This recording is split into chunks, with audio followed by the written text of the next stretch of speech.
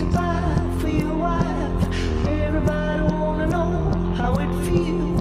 Everybody wanna see what it's like. Living in a big house, I don't mind. Me and Missy is so the best of making money. Alright.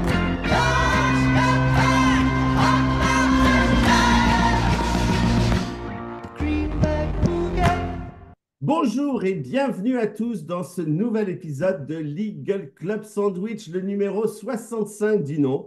Et vous le savez, c'est votre rendez-vous pour passer un bon moment et découvrir du contenu juridique de qualité à la cool dans une ambiance détendue. Et aujourd'hui, je sais, sortez les mouchoirs, c'est le dernier épisode de la saison 7, le dernier épisode, mais rassurez-vous, nous reviendrons et on vous dira bien plus sur tout cela très prochainement. Continuez à nous suivre sur LinkedIn. Alors, en tout cas, je suis aujourd'hui ravi de retrouver mes acolytes favoris, Lydia Le Sauvage et Audrey Deléris, que je vous présenterai dans un instant. Pour ma part, eh bien, après 65 numéros, je pense que beaucoup déjà nous connaissent. Moi, je m'appelle Pierre Landy. Je suis avocat au barreau de Paris. Je suis passé par Disney avant de devenir directeur juridique adjoint chez Yahoo, puis de la Licorne Ledger. Et je suis également cofondateur de l'Alliance d'avocats européenne ANCO. Aujourd'hui, je suis executive mentor, j'accompagne des directeurs juridiques, mais pas que, sur leur leadership et leur positionnement dans l'entreprise. Je suis également cofondateur du Fleet Network pour French Lawyers in Tech, le réseau des juristes en start-up et dans la tech qui compte à ce jour plus de 600 membres et que j'ai cofondé avec Audrey, ici présente. Donc, comme je vous l'ai dit, pour mener à bien, nous sommes justement 3 chroniqueurs et donc je suis accompagné de Audrey, je viens d'en parler. Alors, Audrey, elle est manager au sein du cabinet de chasse de tête FedLegal. Elle accompagne les directions juridiques et fiscales pour leur recrutement, aussi bien en start-up que pour des grands groupes du CAC 40 dans les secteurs de l'industrie, des services et de la tech. Voilà, je crois que c'est un bon résumé. Audrey, comment vas-tu aujourd'hui? Audrey, tu es sur mute. Non. Voilà, là, je t'entends. Vas-y, Audrey. Bonjour à tous, bonjour à Pierre, ravi de vous retrouver pour cette dernière émission et un petit pincement au cœur quand même, mais très content d'être là avec vous.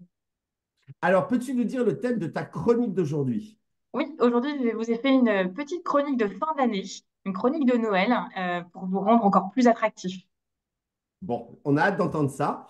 Et puis, eh ben, la deuxième divine qui m'accompagne aujourd'hui, c'est Lydia Le Sauvage. Alors, elle, c'est la coach de prise de parole en public. On le répète toutes les semaines, mais que le monde entier nous envie. Elle accompagne les directions juridiques, mais aussi toutes les directions des entreprises. C'est une experte du Process comme modèle, dont on a beaucoup parlé dans l'émission. Et puis, elle aussi, elle anime, je l'ai suivi il y a bien longtemps, ça ne nous rajeunit pas, mais une formation exceptionnelle au Théâtre des Variétés pour ceux qui veulent aller encore plus loin dans leur présentation et leur prise de parole en public. Lydia, comment vas-tu? Je vais très bien, merci. Ravie d'être là, ravie de vous retrouver sur ce plateau. Et alors, de quoi vas-tu nous parler aujourd'hui dans ta chronique? Alors aujourd'hui, je vais vous parler de comment terminer vos interventions, vos prises de parole. On avait parlé la semaine dernière de comment introduire. Et bien là, on va parler de comment conclure sans transition. D'accord, ok. Eh bien, on Et voit je- ça juste après l'interview de notre invité exceptionnel pour cette dernière émission de la saison 7. Donc, c'est Gabriel Doré. Comment vas-tu, Gabriel?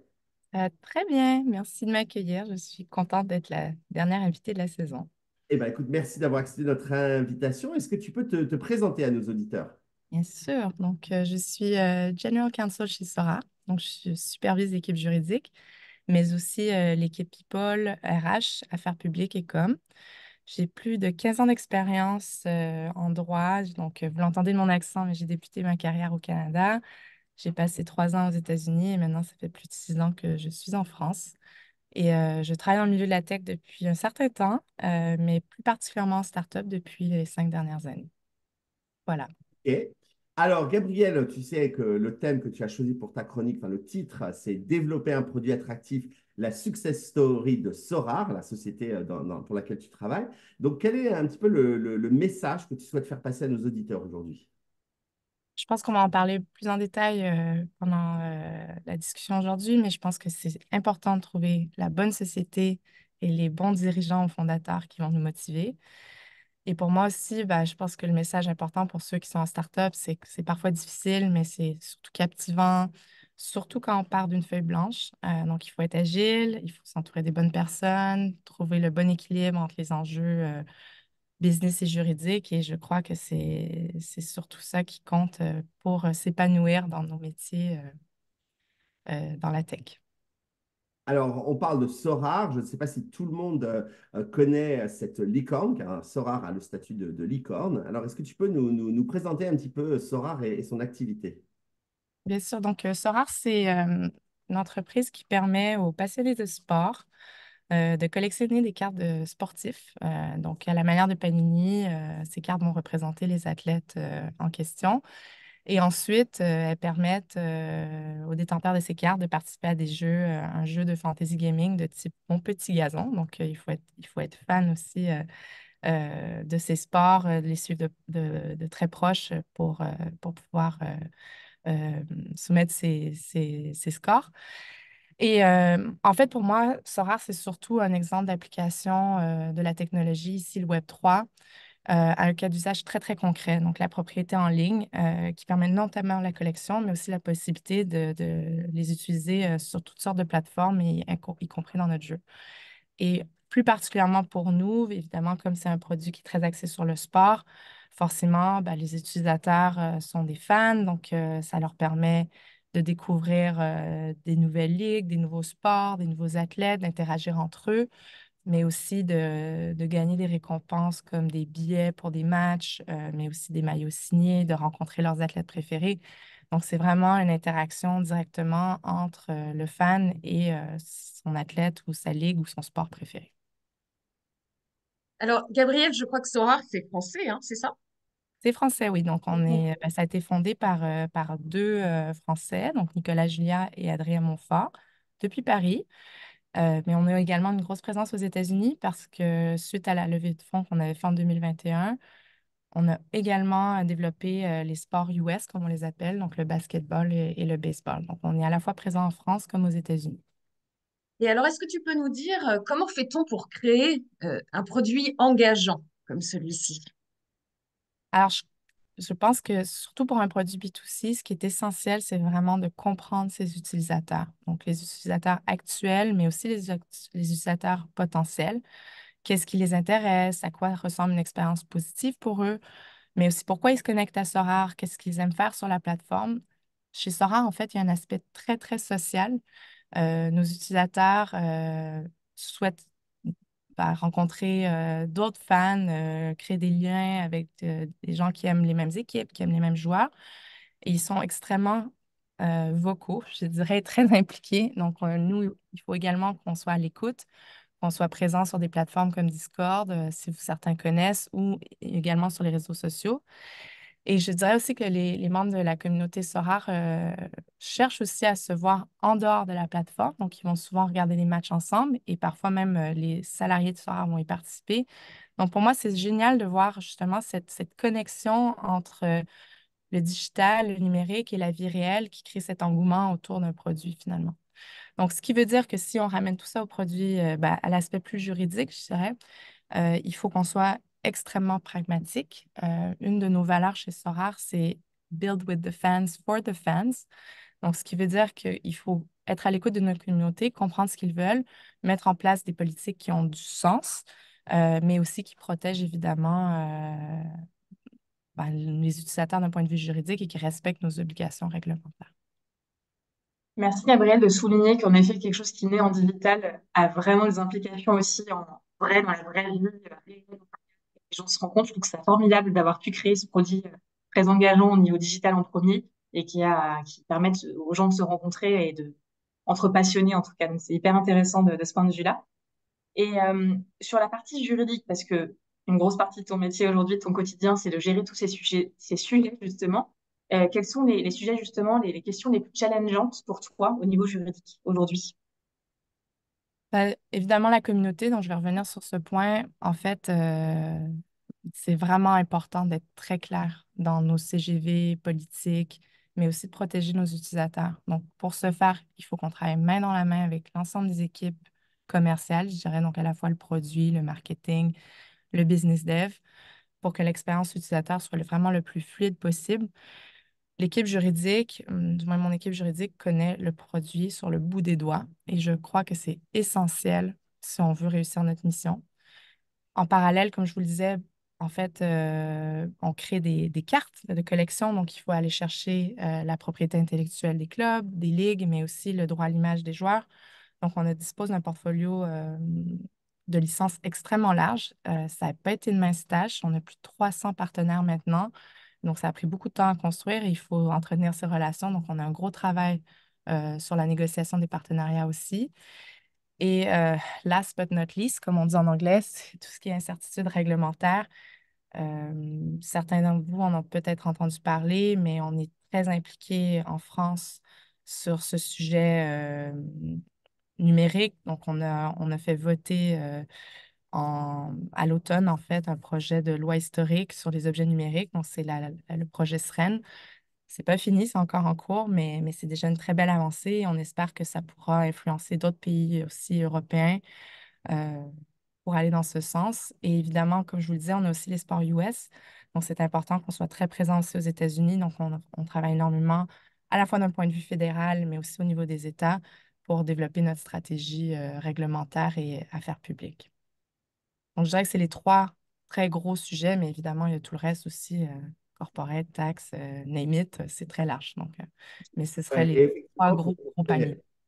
effectivement, pour ces sujets, vous êtes obligé véritablement d'avoir ce qu'on appelle les product lawyers, en fait. C'est vraiment, c'est quelque chose d'assez nouveau et je crois que Mm. vous fonctionnez un peu comme ça. En France, c'est très connu aux États-Unis, mais là, clairement, quand tu dis qu'il faut connaître le produit sur le bout des doigts, vous êtes vraiment, tu dirais que vous rentrez dans la définition de ce qu'on appelle les product lawyers. Complètement. Et je te dirais même que, ben, en fait, tous mes juristes, même si ce pas des product lawyers à la base, sont tous des product lawyers. Et même ma directrice des affaires publiques, ma directrice des coms, tout le monde doit connaître le produit vraiment bien parce que je vous cache pas que c'est pas un onboarding facile aussi. La plateforme peut être parfois complexe. Donc, notre objectif aussi au cours des prochains mois, c'est vraiment de simplifier le tout parce qu'on a une base d'utilisateurs très, très fans qui comprend très bien le produit tel quel, mais il faut le rendre plus mainstream. Donc, le feedback est très important. Et donc, il faut vraiment que tout le monde s'implique à tous les niveaux. Donc, il faut vraiment qu'on connaisse le produit de A à Z. Donc, on est très, très, très, très proche des équipes business. Alors justement, j'allais te demander, c'est quoi la place du juridique dans une société comme ça? Ben, pour moi, elle est centrale. Et c'est d'ailleurs la raison pourquoi j'ai rejoint Sora. Je sais, Pierre, on en a parlé à multiples reprises, mais pour moi, l'équipe juridique, c'est loin d'une équipe support. C'est une équipe qui est stratégique. Donc, il faut qu'on soit impliqué à tous les niveaux. Donc, pour moi, c'est de trouver des solutions et s'assurer que les équipes produits puissent avancer dans la bonne direction. Oui, c'est vraiment je crois que d'ailleurs vous êtes présent, enfin toi maintenant même ton champ a été élargi récemment. Oui, complètement. Euh, Oui, j'ai plusieurs casquettes maintenant. Donc, comme je disais au début de la conversation, j'ai également les affaires publiques, la com et les RH maintenant. Donc, Moi, je veux une te belle équipe. féliciter, Gabriel. Là, je vais totalement off script, mais parce que c'est quand même assez rare que voilà, on sait qu'on donnait très souvent au directeur financier la petite équipe du juridique et il la récupère et on ne sait pas trop pourquoi. C'est un espèce de mystère que je ne comprends toujours pas et tous les gens qui suivent Club Sandwich savent ce que je pense de cela. Mais là, par contre, à l'inverse, quand on donne à la directrice juridique la com, les RH, bravo. Moi, je dis bravo. Ça, c'est vraiment, tu as dû ben vraiment être la business lawyer par excellence. Et donc, félicitations au nom de toute la profession, Gabriel, Mais de c'est un ce. travail d'équipe aussi, hein. Ça, on va y venir. Je sais qu'on va en parler, mais ça, on ne peut pas construire tout ça seul, hein, en fait. Donc, c'est important d'avoir des bonnes personnes pour s'entourer. Et ça a été possible grâce à eux, en fait. Alors justement, Gabriel, est-ce que tu peux nous dire quelle est ta plus grande réalisation en fait depuis que tu as rejoint Sora? Ben là, j'ai un peu dévoilé mon secret, là, mais en avance. Mais je pense vraiment que c'est construire une équipe solide avec un sens du business très, très développé. En fait, comme je vous l'expliquais, spécifiquement chez Sora, mais j'imagine que c'est le cas dans plusieurs autres entreprises, on a beaucoup de domaines d'activité différents. Donc, c'est important que chaque membre de l'équipe soit capable de soutenir le business et les besoins de l'entreprise. En vrai, chez Sora, on est beaucoup pour la taille de l'entreprise dans l'équipe juridique. On est presque 10 euh, avec nos stagiaires et autres, mais c'est pas beaucoup par rapport aux enjeux de la société. Donc, en fait, l'objectif de ma team, comme je disais, c'est de toujours trouver des solutions. Euh, je pense qu'on est apprécié de manière générale et on a des liens très forts avec l'ensemble des équipes. Et comme je disais, comme Pierre le mentionnait, ben, j'ai récupéré aussi, j'ai repris d'autres équipes au fil de l'eau. Et donc, mon objectif, c'est aussi de créer ce même lien et cette volonté d'impliquer mes équipes en amont euh, parce que je pense que tout le monde a son rôle à jouer pour la réussite de l'entreprise. C'est hyper important ce que tu dis, Gabriel, au-delà du fait qu'on est tous très contents pour toi de ce périmètre qui s'agrandit, mais c'est aussi un message très fort pour tous les directeurs et directrices juridiques. Et tu as raison, Pierre, de le souligner. D'ailleurs, tu en as qui te félicitent dans le chat et on se joint à eux. Mais c'est vrai que c'est quelque chose qu'on observe énormément, en fait, de beaucoup de questionnements des directeurs juridiques, en tout cas que je rencontre. Il y en a plein qui veulent toujours une équipe plus grosse, un groupe plus grand, plus important, mais c'est aussi une voie extrêmement importante pour les directeurs et directrices juridiques de se dire qu'ils peuvent élargir leur périmètre en faisant d'autres choses. Et ça renforce encore plus la place du juridique. Donc, et si on te l'a confié à toi, c'est que tu faisais très bien ton travail, j'en suis certaine, et que justement, ça valorise encore plus le juridique et ça permet à toi de d'évoluer aussi vers d'autres choses tout en garantissant une place encore plus importante à ton équipe. Et ça, c'est un message très fort pour toute la profession, en effet, que voilà, c'est pas parce qu'on tous les directeurs juridiques ne vont pas finir directeur juridique du CAC 40 avec une équipe énorme de plusieurs centaines de qui ont vocation à le faire, qui sont très bons pour le faire et qui ont envie de le faire. Et il y a aussi d'autres possibilités d'évoluer sur d'autres choses, d'autres matières. Et ça, c'est bien de le savoir et mettre en avant. Donc, Après, Audrey, tu le c'est vois pour ça. beaucoup en Amérique du Nord, c'est assez courant. Tu vois beaucoup des directeurs juridiques évoluer dans ce sens. Tu as d'ailleurs beaucoup de CEO qui sont des anciens juristes. Et ben, j'espère que ça va se développer un peu de la même façon en France. Je pense que On espère aussi. j'ai Tout le été mal est formée qu'on de peut façon souhaiter. assez cartésienne, donc je pense que ça peut t'aider à développer certains skills et autres. Tu avais une remarque, Pierre. Non, non, pas du tout. Je bois les paroles de Gabriel et les tiennes et on n'est pas du tout sur le sujet Non, du on est podcast. parti un peu. C'est pas grave, on est un Ouais. peu parti ailleurs. Et bon, on est tellement content de cette nouvelle que voilà, il fallait, voilà, c'est aussi ça, Club Sandwich, c'est du direct. Euh, à toi, Audrey. Toi, Gabriel, pour revenir sur le produit, justement, j'avoue, pour ceux qui me connaissent, que fan de sport, c'est pas moi, du coup. Mm. Mais justement, je voulais savoir, en termes de sport, il y en a qui sont très représentés, j'imagine. Mais est-ce qu'il y a des sports un peu incongrus? C'est aussi un peu en dehors du script, hein, on n'a pas préparé la chose, mais j'aimerais bien savoir s'il y a des sports où il y a un petit peu, qui sont Ouais. représentés chez Sorare, justement. Je sais pas, Pour la l'instant, pétanque non. Pour ou l'instant, chose. non, non, c'est pas. Non? En ce moment, on a trois sports. Donc, on a le foot, donc le football comme on l'entend en Europe, donc pas le football américain. On a le baseball et le basket. La raison pourquoi on se limite à trois sports pour l'instant, c'est que c'est aussi beaucoup de travail en interne. Comme tu peux l'imaginer, le, le- le- les règles de jeu sont différentes, donc forcément, ton produit, ton jeu va être différent. Donc, c'est aussi, le but, c'est pas de créer trop de distractions. Ça a bien marché sur le foot. On a essayé de répliquer certaines choses sur les sports US. C'est encore des sports qui sont pas très, très matures au niveau du business. Donc, on a encore beaucoup de boulot à faire à ce niveau-là. Donc, c'est vraiment de se concentrer et s'assurer qu'on délivre sur ces trois sports. Et après, bien sûr, l'objectif, ça va être évidemment d'augmenter le nombre de licences, d'aller chercher des nouveaux sports. Évidemment, là, c'est très sport masculin. On aimerait ouvrir ça au sport féminin. Il y a plein d'enjeux qu'on aimerait attaquer, mais on n'a encore que 150. Donc, il faut évidemment se concentrer sur les éléments de base et après, ben, on verra où on ira, mais ça serait l'objectif, évidemment. Je ne sais pas pour la pétanque, par contre, Audrey, mais il y a plein de sports. C'est l'avantage, c'est que le sport, c'est extrêmement fédérateur. Donc, franchement, c'est vraiment un puits sans fond et on peut faire des choses extraordinaires à ce niveau-là, mais il faut d'abord itérer sur ce qu'on a pour l'instant et on verra après ce qu'on fera.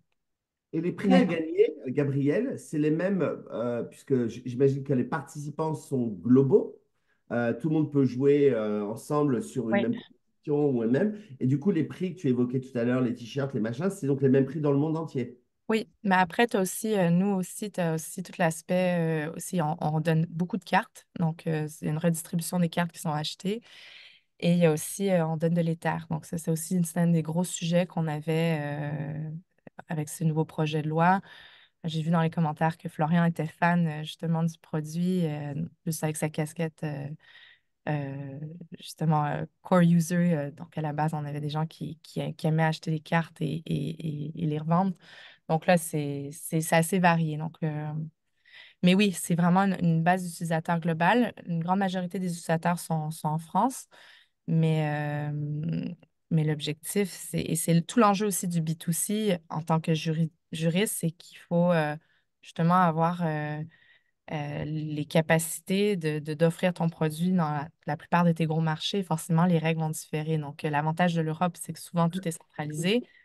Mais par exemple, aux États-Unis, tu as certaines règles qui sont par État, en fait. Donc, il faut que tu as 52 États à gérer. Donc, c'est tout l'enjeu, en fait, de l'équipe. Et c'est pour ça que je disais que ça a l'air d'être une grosse équipe, mais finalement, au vu des enjeux, on n'est pas tant que ça parce que ben, tu as énormément de territoire à gérer, finalement.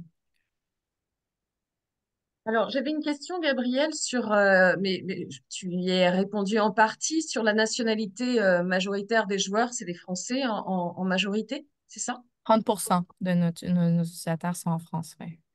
Après, Combien c'est tu dis? normal. 30%. 30, ok. Après, c'est normal, j'ai envie de te dire, parce que la société est française, donc forcément, les premiers utilisateurs étaient français, mais on a énormément d'autres utilisateurs dans les pays européens, surtout les fans de foot, je te cache pas. Donc, c'est où est-ce que tu as les grosses ligues, donc l'Italie, l'Espagne, l'Allemagne et évidemment le UK. Et après, aux États-Unis aussi, c'est un énorme marché, hein. Donc, c'est des gros fans de sport et il y a énormément de potentiel. Et la tranche d'âge? Je te dirais que c'est plutôt au-dessus de 25 ans, 25-35 ans, majoritairement des hommes aussi. Ok. Il faut qu'on aille convaincre des Audrey de rejoindre le produit, mais voilà, Elle, je te dirais. elle s'y Oui, prépare oui, doucement pour 2024. je deviens fan de sport et après, je reviens vers toi, Gabriel. Et moi, Exactement. j'ai une autre question qui vient de en fait, ce qu'on faisait chez Yahoo. On avait des partenaires à l'époque. Alors, c'était des fantasy football, mais bon, c'était encore c'était l'ancêtre de ce que vous faites. Mais on avait pas mal d'éditorial aussi pour faire venir les gens vers chez nous. Vous avez aussi une partie éditoriale sur Sora où vous commentez l'actualité du foot, du machin, ou c'est que le jeu? Oui, oui, on a une équipe content aussi qui écrit à la fois des blogs, des newsletters, qui écrit. Et on a aussi tout un réseau d'ambassadeurs. On a des gros ambassadeurs chez Sorar, que ce soit Serena Williams, Zidane. Donc, je ne vais pas faire du name dropping, mais on a des gros partenariats avec. Iliane Des- aussi, non? oui, oui, mais ça, Iliane, c'est. Oui, oui, mais oui, oui, j'avais oui. vu passer quelque part, j'avais vu passer une annonce. Oui, oui, c'est en cours. Et J'en ai vu passer. Bon, mm, d'accord. En tout cas, il y a plein d'ambassadeurs. voilà, donc on a plusieurs représentants dans le milieu du sport, mais on a aussi ce qu'on appelle les affiliates. Donc, c'est eux qui vont aussi euh, finalement promouvoir le produit de façon assez organique. Donc, oui, il y a un aspect marketing éditorial qui est extrêmement important aussi pour que le produit puisse réussir. Et donc, forcément, ça aussi, j'ai mon équipe juridique. Donc, ceux qui travaillent à la fois sur les deal licensing travaillent énormément sur ces aspects marketing aussi pour s'assurer qu'on respecte les règles applicables. En tout cas, Gabriel, c'est vrai que tu nous as bien expliqué qu'il fallait absolument, absolument. Je vois l'article partagé du coup par Pierre, qu'on partagera aussi à nos auditeurs. Mais c'est vrai que c'est hyper important ce que tu mets en avant, le fait d'avoir un produit extrêmement attractif pour le coup, et cette success story est géniale pour le coup, et que vous êtes obligé en tant que juriste, toi et ton équipe, d'être à fond dans le projet pour bien comprendre et répondre au mieux. Alors c'est vrai que vous le dites tous pour le coup, mais ton équipe a grandi assez vite pour le coup. Mm. Et justement, c'est hyper intéressant et de dire que la place aussi obtenue par le juridique, elle est due aussi à votre implication à chacun au quotidien et depuis dès là. Oui, puis Euh, en plus, on est allé chercher différentes expertises. La plupart des gens dans l'équipe sont plutôt seniors aussi, donc on vu d'autres choses, les expériences requises pour donner les conseils en interne. Ils ont aussi ce mindset international, donc c'est hyper important et il y a une très belle cohésion d'équipe. On s'entraide beaucoup aussi, donc ça, c'est très, très important aussi pour avancer, pour réussir, évidemment, tout va très vite. Mais ça, je pense que dans toutes les startups, tout va très vite. Il faut toujours répondre tout de suite, tout de suite. Tout est dû pour hier. Mais après, c'est ça aussi qui fait que c'est fun et qu'on est toujours motivé, en fait. Est-ce que tu auras un dernier conseil pour nos auditeurs? Parce qu'on va passer aux chroniques. Est-ce que tu peux leur prodiguer ton tour d'expérience et des choses qui ont marché pour toi et que tu souhaites leur partager? Moi, je suis comme Pierre sur ce sujet, je ne le dirai jamais assez, mais il faut être un excellent business partner pour ses équipes. Donc, pour ce faire, ben, il faut bien s'entourer, être curieux, comprendre le produit, comme je disais, s'assurer toujours d'avoir les bonnes données pour prendre des décisions informées et s'assurer que ça aille dans le sens de la stratégie d'entreprise. Et pour moi, ben, il faut que le juriste soit vraiment présent à tous les stades de la discussion. Et ça, c'est pas toujours facile, hein. Il faut vraiment convaincre. Parfois, on voit ça comme une personne inutile dans une salle de réunion, alors que c'est tellement important qu'on soit présent et qu'on ait des bonnes relations. Donc, c'est beaucoup de relationnel au final. Donc, l'humain est très important pour créer ces relations et s'assurer qu'on soit impliqué de A à Z, en fait. Et tu as parfaitement raison, c'est un cercle vertueux, c'est-à-dire qu'un juriste qui va constamment dire non, qui va être grumpy, en colère, qui va pas être sympa, qui va pas savoir créer des relations en interne, et ben du coup, on va pas l'inclure dans les Mm. meetings, on va pas vouloir aller le voir, etc. Donc en fait, il faut créer, ce n'est pas juste se plaindre, et ça je le dis souvent, de ne pas être dans les bonnes instances. Il faut aussi avoir la bonne posture, le bon savoir-être qui fait que, eh bien, on a envie de t'inviter dans les bonnes instances et de t'avoir au plus près. Donc c'est Et de vraiment présenter des éléments objectifs, parce que si tu n'es pas capable de justifier pourquoi tu dois être là, ben, ça va être compliqué de convaincre ton interlocuteur. Donc, il faut toujours que tu expliques. Moi, je suis très data-driven. Je pense que c'est très important d'arriver préparé, d'expliquer le pourquoi du comment. Il y a toujours une raison qui justifie la présence d'un juriste. Toujours.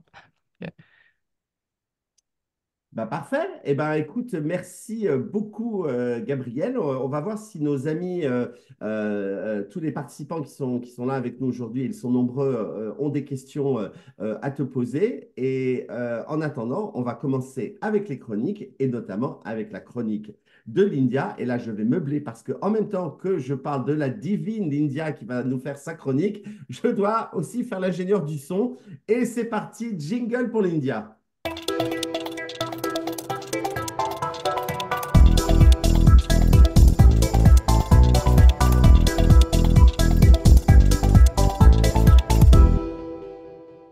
Alors, pour cette 66e émission, Pierre, non pas 65, on est à la 66e, Audrey, hein?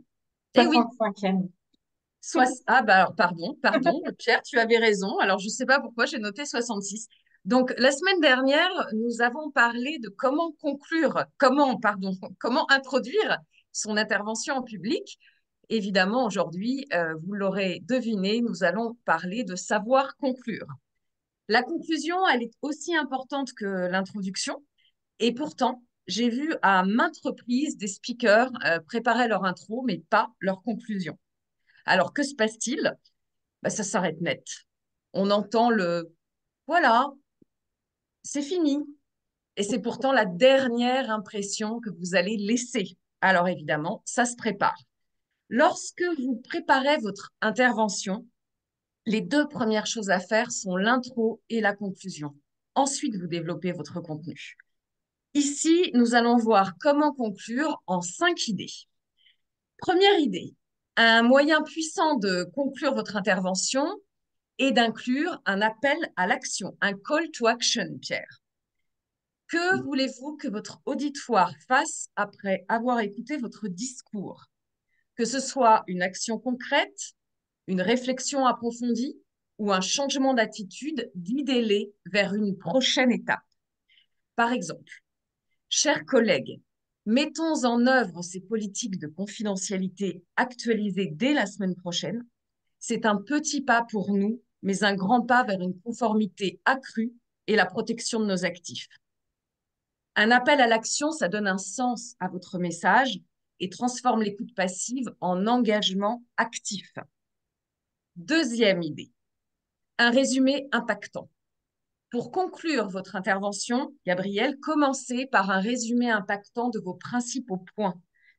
Rappelez brièvement les points clés que vous avez abordés au cours de votre discours. Cela va aider votre auditoire à consolider l'information et à se remémorer l'essentiel. Imaginons que vous preniez la parole pour une affaire de droit de contrat. Votre résumé pourrait être: en conclusion, Nos arguments démontrent clairement que la partie adverse n'a pas respecté les termes du contrat. Les preuves que nous avons présentées, des courriels aux témoignages, renforcent notre position. Il est crucial que la justice soit rendue et nous avons confiance que votre décision reflètera ces faits indiscutables. Optez pour des phrases claires et percutantes afin que vos messages clés restent gravés dans l'esprit de votre auditoire. Pierre, troisième idée. Une anecdote ou une citation marquante.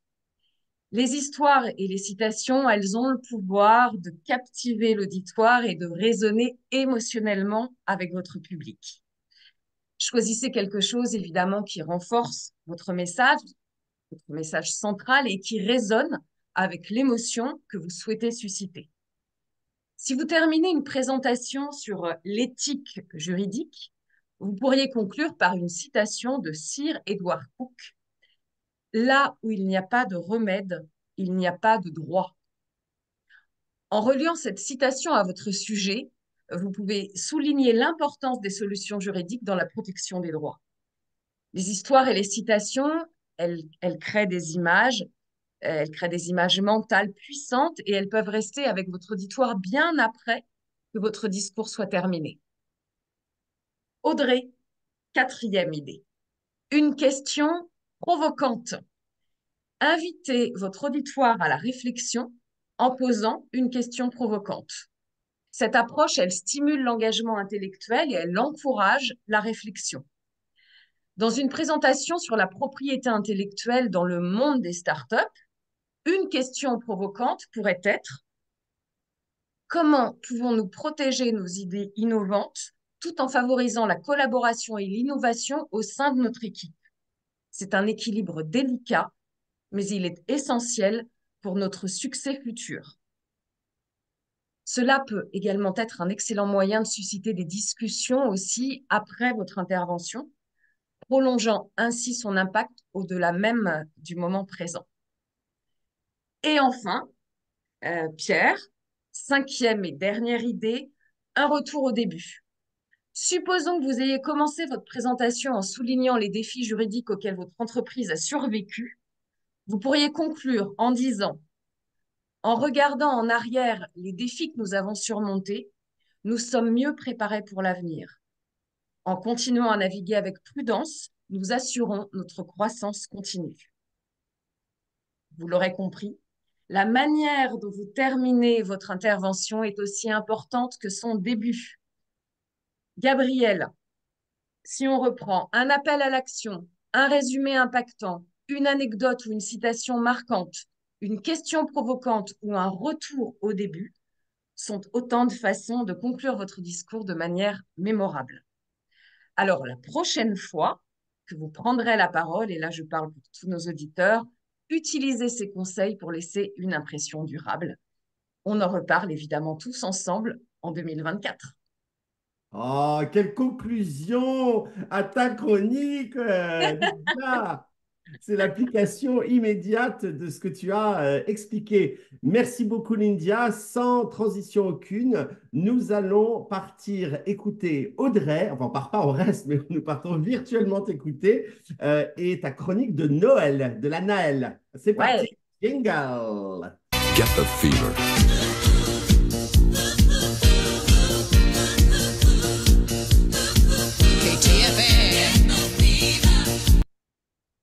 Merci Pierre. En cette fin d'année, chers amis auditeurs, j'ai envie de vous transmettre un peu de douceur à la manière de tous les films de Noël à la télé. Vous savez, ceux qui se regardent avec un bon chocolat chaud sur le canapé, recouvert d'un plaid bien douillet et qui donne ce sourire irrésistible aux lèvres. Vous voyez le tableau, le fameux Feel Good Movie. Aujourd'hui, j'ai envie d'une chronique, elle aussi feel good, mais avec une petite touche professionnelle quand même. Donc parlons recrutement encore une fois, mais parlons de vous comme le produit attractif que vous êtes. C'est parti pour un joyeux festin de conseils. Il y en aura 13 et j'espère que ça vous portera bonheur. Et attention, je vais essayer une prouesse technique avec mes conseils. Donc désolé pour ceux qui regardent, ça risque d'être un peu drôle. On va commencer par le J. Jouez votre propre rôle. Donc soyez authentique. Ne perdez pas dans un rôle qui n'est pas le vôtre. Les recruteurs apprécient, moi la première d'ailleurs, les candidats qui montrent leur vraie personnalité. Donc, brillez comme la superstar que vous êtes. O, comme optimiser votre présence en ligne. C'est votre affiche publicitaire. Donc, assurez-vous que tous vos profils LinkedIn et partout où vous apparaissez, ça reflète votre professionnalisme. Ça, on voit beaucoup trop de choses sur LinkedIn qui sont pas très pro, je vous l'assure. Donc, chaque like, chaque partage, c'est comme une bande-annonce qui suscite l'intérêt pour nous autres recruteurs. Ensuite, on passe au Y. Évidemment, il y a un mot à trouver à la fin. Je compte sur Y. Comme y a-t-il une meilleure façon de dire ça? Donc, parler avec impact. Posez-vous toujours la question, c'est vraiment la meilleure façon d'exprimer ce que j'ai envie de dire? Donc, soyez clair, précis, mémorable, pour reprendre d'ailleurs ce que tu disais, Lindia. Évitez les clichés et utilisez des mots qui vous décrivent réellement. Soyez un peu le blockbuster du langage. Ensuite, on passe au E, comme évoquer vos succès. L'entretien d'embauche, de recrutement, c'est vraiment l'occasion d'évoquer vos succès passés, comme des moments un peu épiques de votre parcours. Nous, on adore écouter ce genre de réalisation pour le coup, comme le public adore voir les prouesses du héros. Donc, vous êtes un peu le héros d'entretien. Profitez-en. Ensuite, on passe au U. Donc, comme utiliser des mots puissants. Quand vous communiquez, que ce soit dans votre CV ou lors de l'entretien d'embauche, il faut des mots qui résonnent à notre oreille, qui ont vraiment de la puissance, qui donnent envie. Évitez tout ce qui est banal. Choisissez vos mots avec vraiment beaucoup d'enjeux qui évoquent de la force. Soyez du coup le maître du langage pour nous laisser une impression vraiment durable. Ensuite, on passe au S, comme soyez brillant en entretien. Voilà, lorsque le rideau se lève, pour reprendre cette métaphore du cinéma aussi, soyez prêts à briller, du théâtre en l'occurrence. Préparez-vous aux questions, soyez confiants et montrez votre passion. C'est le moment de gloire, il est là, donc profitez-en. Donc alors faites-le resplendir. Ensuite, E, comme exprimer votre créativité. Et montrez voilà comment vous êtes créatif au quotidien, juriste ou pas juriste d'ailleurs, ces conseils valent vraiment pour tout le monde. Comment vous savez aussi sortir du cadre quand c'est nécessaire pour apporter la meilleure solution. Ensuite, S comme stratégique. Ça, c'est dans votre recherche. Donc, une recherche de postes, de nouveaux projets, ça se fait pas au feeling comme ça. Il y a vraiment une vraie planification pour le coup. Donc, il faut être stratégique, il faut identifier des objectifs pour le coup et être proactif. Donc, une stratégie bien élaborée, ça vous permettra de vous propulser vers le succès professionnel et vous permettra de briller sous les projecteurs du recrutement. Ensuite, on arrive bientôt à la fin. F comme ça ne marche pas. Faites preuve de flexibilité. Le monde professionnel, voilà, évolue rapidement. Donc, il faut aussi nous montrer à nos recruteurs, aux futurs employeurs, que vous êtes prêts à vous adapter, à apprendre de nouvelles compétences, à relever de nouveaux défis. Soyez un véritable caméléon professionnel capable de s'adapter à n'importe quelle scène. Ensuite, nous avons j'en ai une d'avance, le E, du coup, comme éclairer chaque détail. Que ce soit dans votre CV ou l'entretien, chaque détail compte, que ce soit à l'oral ou à l'écrit. Ça nous arrive, du coup, de nous percevoir des choses qui nous échappent pas en tant que recruteur, notamment les fautes d'orthographe dans un CV. Ça arrive beaucoup, beaucoup, beaucoup. Donc, c'est des petites choses, des petits détails, des choses qu'on dit, des mots qui font vraiment la différence. Ensuite, nous avons le T, comme tisser des liens professionnels. Ne négligez jamais le pouvoir des relations professionnelles. Évidemment, Pierre, tu vas être d'accord avec moi, réseauter, participer à des événements, connectez-vous en ligne. Tous ces liens peuvent ouvrir des portes, offrir des conseils précieux et enrichir votre parcours professionnel.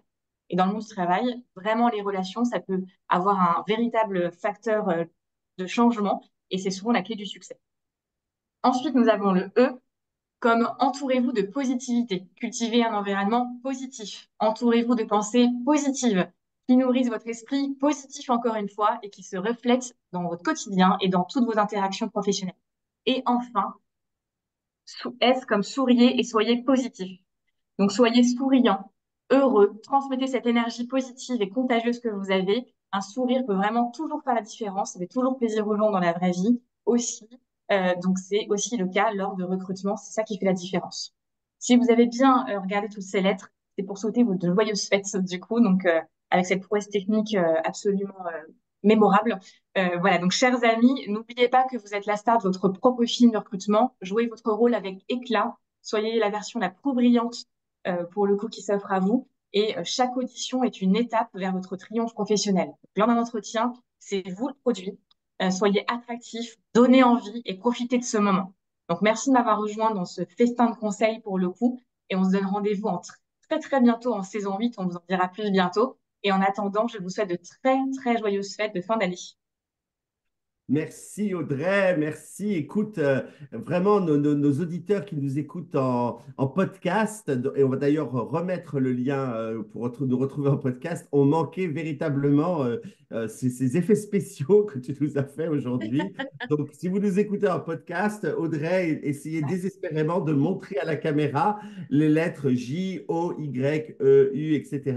Mais avec nos backgrounds de Legal Club Sandwich, ce n'était pas toujours aisé, mais tu t'en es très bien sorti, Audrey, et un A+ pour la créativité aujourd'hui. Et oui, donc bah, on arrive au bout de l'émission. Gabriel, est-ce que tu as survécu? Est-ce que ça s'est bien passé? Est-ce que tu reviendras éventuellement nous voir un jour? Avec plaisir. Ça me fera plaisir de revenir et vous parler de d'autres choses dans un lieu. Eh ben, Sous écoute, l'unité, ce évidemment. sera avec Avec plaisir. grand plaisir parce que voilà, c'est toujours un bonheur de te retrouver. Et ben, moi aussi, je pense qu'à chacun à notre tour, on va juste vous souhaiter, je vais vous souhaiter à tous aussi de très bonnes fêtes de fin d'année, en famille, entre amis, que ce soit proche ou loin.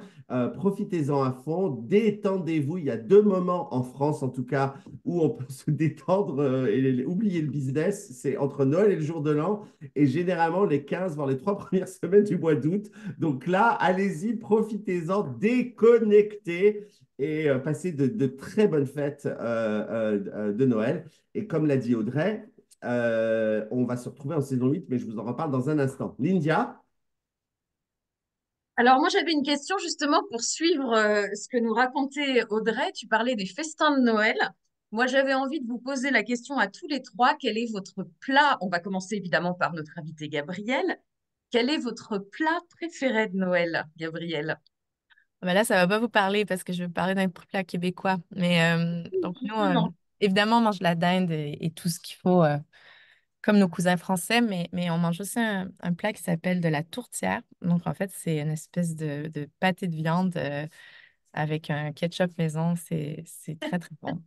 C'est très réconfortant. Et donc, moi, je rentre au Québec pour Noël, donc je vais pouvoir Tu, déguster. man- Tu rentres au Québec pour manger la tourtière. Voilà. Voilà. Donc, on va aller manger la tourtière et quelques délices au sirop d'érable comme dessert. Donc, ça va être Ah, top. Ouais, formidable, formidable. Un vrai Noël sous la neige. exactement. Merci, Gabriel. Audrey, pour ton festin de Noël, ton plat préféré? Moi, j'aime bien aussi tout ce qui est dinde des marrons, assez classique pour le coup. Et j'avoue, c'est un appel à ma grand-mère. Je ne l'ai pas préparé. Du coup, elle a fait un petit écrasé de pommes de terre et de cèpes où je me réjouis. J'attends en fait Noël chaque année qu'elle le fasse. Donc voilà, j'espère vraiment. Je vous en dirai plus l'année prochaine, mais c'est ce que j'attends tous les ans en tout cas. D'accord, super. Et notre Pierre international, qu'est-ce ah qu'il bah, aime à Noël? moi, j'ai un bec sucré, donc ça va évidemment être la bûche, mais je ne pense pas que je vais la manger cette année car je vais passer Noël en Thaïlande. Je vais voir des amis, donc je ne suis pas sûr qu'ils aient la bûche de Noël là-bas. Mais en tout cas, c'est quelque chose qu'on ne mange qu'à Noël et que j'apprécie énormément. Et ben donc, Lydia, je te retourne le compliment. Et toi? Alors, ben, moi, c'est un peu ça, c'est le bec sucré, comme tu dis, Pierre. Ça pourrait être une expression québécoise d'ailleurs, le bec sucré, j'ai l'impression, hein. On l'utilise beaucoup, je confirme. Mais oui, c'est ça. Moi, évidemment, je craque pour le chocolat complètement et je fais d'ailleurs alors un gâteau que je transforme en bûche, mais qui se fait 48 heures à l'avance et qui est croquant sur le dessus et fondant à l'intérieur. C'est plein de chocolat et je fais mes petits décors de Noël dessus avec plein de petites choses. Et c'est un délice. Et quand j'étais petite, j'étais capable de me relever la nuit pour aller en manger, hein. C'est vraiment un dessert qui m'accompagne depuis des années et des années. Voilà mon Bon, eh secret. ben, écoute, je crois que voilà, avec ces considérations, Lindia, on n'a qu'une chose à faire, c'est d'aller manger là, parce que déjà entre l'émission qui s'appelle Eagle Club Sandwich et tout ce qu'on vient d'évoquer, je crois que c'est l'heure d'aller déjeuner. Alors, on va déjà remercier une nouvelle fois Gabriel d'avoir Merci participé et encore. d'avoir été notre dernier invité pour cette saison 7. Merci infiniment, Gabriel. Et puis, voilà, vous dire qu'on va vous retrouver en saison 8. Vous savez, on a l'habitude à Legal Club Sandwich de faire 3 mois d'émission, puis un hiatus de 3 mois. Donc, on devrait revenir au mois d'avril, si tout va bien. On n'a pas encore la date, mais continuez à suivre Legal Club Sandwich sur tous les réseaux, sur LinkedIn, sur son site officiel, et suivez-nous aussi sur LinkedIn. Et dès qu'on y verra plus clair, on vous donnera la date de départ de la 8e saison. En attendant, encore une fois, cette fois-ci, c'est non pas aux auditeurs, mais à mes camarades que je souhaite de très belles fêtes de fin d'année. Et j'ai hâte de vous retrouver en 2024 pour de nouvelles aventures. Voilà, Merci beaucoup, Pierre. Et merci à tous, en tout cas, de nous suivre à chaque fois aussi nombreux. Et merci, Gabriel.